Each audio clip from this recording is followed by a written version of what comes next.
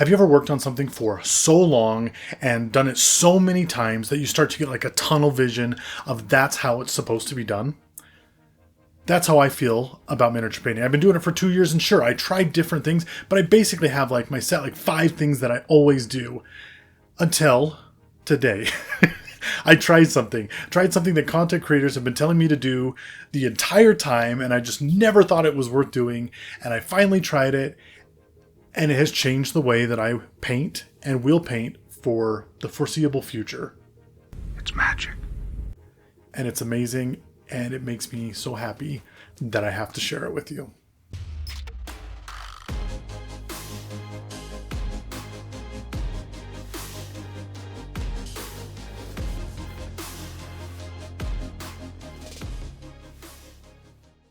I am a firm believer that certain things happen in certain ways at certain times because my brain wants it to work that way and it wants to teach me something. And so there was this big chain of events that led to all of this. And honestly, it started a couple weeks ago when P3 came out with their new paint line, right? And part of their new paint line that they're talking about is rattle cans, spray primers. Okay. And they have them in like, I don't know, 10 different colors or something like that. And I thought, that's pretty cool. It's nice that they have all these different primers. And then I kind of thought about, well, I only use black or gray because every time I see people paint something, they paint it black, they paint it gray. Why would you need these other colors? And then I saw, well, wait a sec. Even if they do prime it in black or gray or white or something like that, they usually base coat it, the whole thing, a different color. And it's usually a dark color. And when I thought of that, I started thinking of Miniac's video from a few weeks or a few months back about painting faces. And he starts with this like blood red color. And I'm like, well, faces are skin, skin's peach. And it's not peach, but, but that color. And why is he starting with red?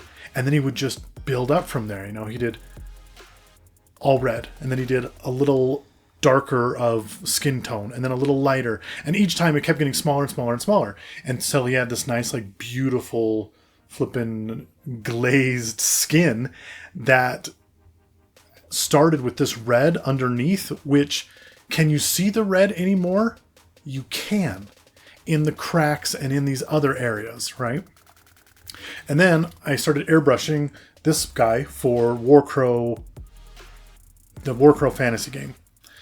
And I thought, well, I want to do him, blood red because he's a demon and blah, blah, blah, blah, blah. And then I started making him a little lighter and a little lighter. And I just kept adding to my airbrush to make it lighter and lighter and lighter. And pretty soon I had like this blended color that I was like, well, I like that. That's kind of nice. But it didn't make sense to me why that was the case until I started painting this guy from Warmachine when I was sitting outside of ballet the other night. And he's an orc. Well, orc-ish anyway. And I was painting him an orange color. And as I was doing his chiseled abs, I noticed that I wanted darker colors to be in the cracks of the abs. But I had started with the color that I wanted him to be in, the orange. And so my only point that I could do was, well, I can do like a wash or something to get into those, areas and something like that. And I was like, I can paint it all first and I can do the wash after. I don't have a wash in that color, but I'm sure I can make like a darker wash. And so I started coming up with all these ideas for that. And then I watched a video from Miniac this morning, and he was talking about how he doesn't like to use washes at all. And I was like, so what are people doing? And that's when I remembered back to probably when Ninjon was painting something a year ago. And he started with this dark purple. And he said that it's always easier to work from darker to light than the other way around. And I'm telling you, it finally clicked in my head. Start dark, move your way up. And so I started painting another Warcrow figure, this guy. And I did what they've been telling me to do for years. And honest truth, favorite model that I've painted to date, and I think it looks amazing. So I started painting this guy, and I had my whole new mindset. I'm going to base coat him in the dark blood red color that I wanted, and I'm going to work up from there. And with the P3 paints, they have this awesome Sanguine Shadow, which is the color that I'm using right here, and it's freaking amazing. It just looks perfect, and it dries such a good color. And I was like, okay, I'm going to do this. And I know before I had said other people do the whole model. I didn't do the whole model, and there's a reason for that. Okay, and that's because in some instances, I thought that the black would work a lot better for what I was doing than the dark red. Then, once I was done with the dark red, I decided I wanted to dry brush it so I could catch those edges and make them a nice lighter red color with the Khador red. And so I did that. I dry brushed it on, and I was super happy with how it turned out. Now, this character is a demon with skin weapons and bone weapons and armor. And so I started doing my skin color. Okay, and it's actually a flesh tone from the P3 paint range called Scorn Flesh that I love, and I think it dries perfect. And I had that red underneath. Okay, but in the world of Warcrawl, there are also orcs. And I thought, well, you can't just have human skin on your stuff. You gotta have orc skin too. And so I came up with this different color scheme of human skin and orc skin to cover the weapons. And as you can see right now, it doesn't look all that great. Okay, it has the tones underneath, but you'll see as I keep going. Afterwards, I went with my bone color so that I could start the bone weapons and the bone armor and things like that. And this is just called Jack Bone by P3, and it worked out great. But as you can see right here, especially with the boot, I want that black to shine through. On the shield, I want the black to shine through. Okay, and then afterwards I came through with a glaze of the colors that I had used for my base coat and just kind of touched up the parts that I wanted to be more see-through for the skin.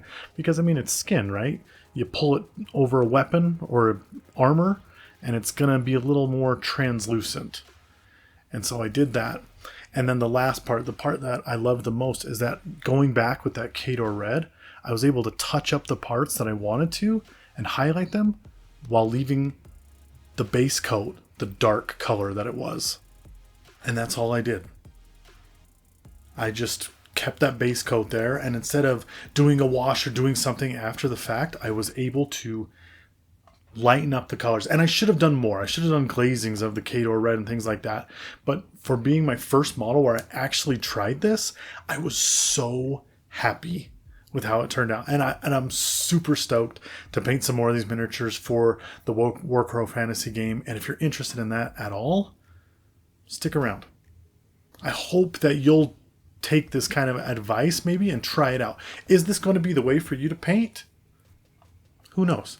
Everybody paints differently. But this way, after 2 years of doing stuff a certain way, stuck out to me so much that I am going to try to do this solely moving forward and make it part of my new routine until I find something better.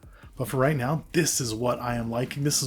I love how it turned out. I love how it pops, and I couldn't be more excited that I finally listened to what people have tried to been telling me for years. So if you like that at all, please like, subscribe, follow the channel. I'm going to keep coming up with things. I'm going to keep learning things. I'm going to keep playing and trying new games in hopes that I can make your tabletop experience a little bit better, and mine as well, right? Because, I mean, I'm not in it just for you. So please, like, subscribe, comment below. Let me know something that you tried after years and years of not trying something that you finally tried, and whether or not you liked it or just absolutely hated it. Because I'm sure there's stuff out there that worked well and stuff that didn't. And I would love to hear about that. So, as always, thank you for joining us here at Pulsegate Games. And don't forget, don't spend so much time building your world that you forget to spend some time in it. Till next time.